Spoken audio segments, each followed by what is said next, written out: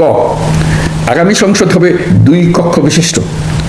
জাতীয় সংসদ নির্বাচনে দলগুলোর প্রাপ্ত ভোটের অনুপাতে 100 জন সদস্য বিশিষ্ট একটি উচ্চকক্ষ গঠিত হবে এবং সংবিধান সংশোধন করতে হলে উচ্চকক্ষের সংখ্যাগরিষ্ঠ সদস্যের অনুমোদন দরকার হবে। খ, নির্বাচনকালীন সময়ে তত্ত্বাবধায়ক সরকার, নির্বাচন কমিশন এবং অন্যান্য সাংবিধানিক প্রতিষ্ঠান জুলাই সনদে বর্ণিত প্রক্রিয়ার আলোকে গঠন করা হবে।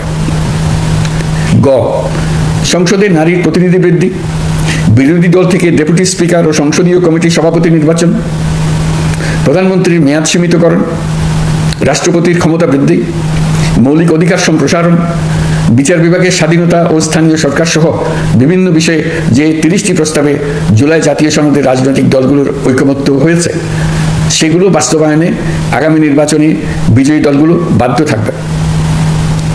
ঘ, জুলাই সনদে বর্ণিত অন্যান্য সংস্কার রাজনৈতিক দলগুলোর প্রতিশ্রুতি অনুসারে বাস্তবায়ন করা হবে।